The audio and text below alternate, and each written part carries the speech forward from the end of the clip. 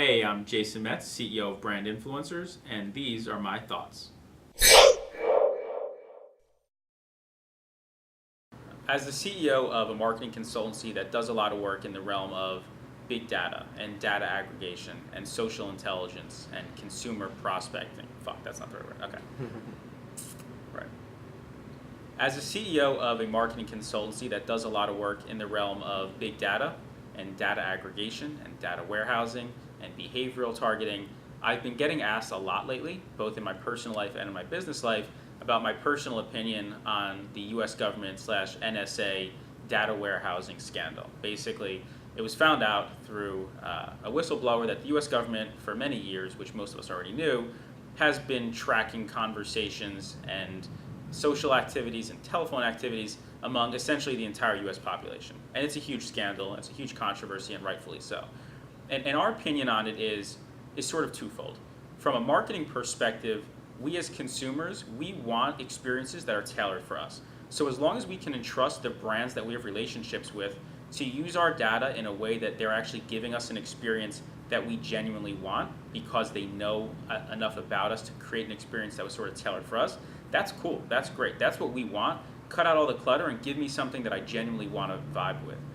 On the other hand, when it comes to the US government, it's a little bit of a different story because the government is not spying on its people to do good for its people.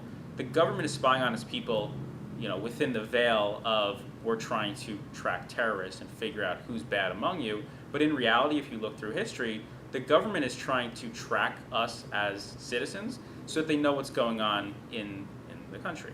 And that can oftentimes have very, very, very negative ramifications.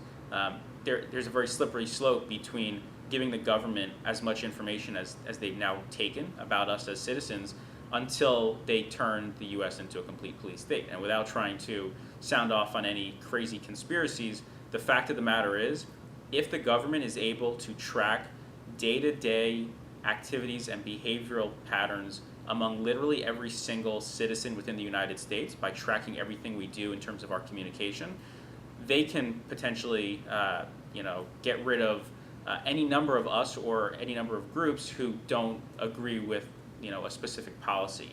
Or they can find that information about a political rival and blast that into the marketplace and ruin that individual's career. So again, there's very much a slippery slope, and data is great. Intelligence is great, both on the corporate and commercial side as well as in terms of the government trying to keep us safe.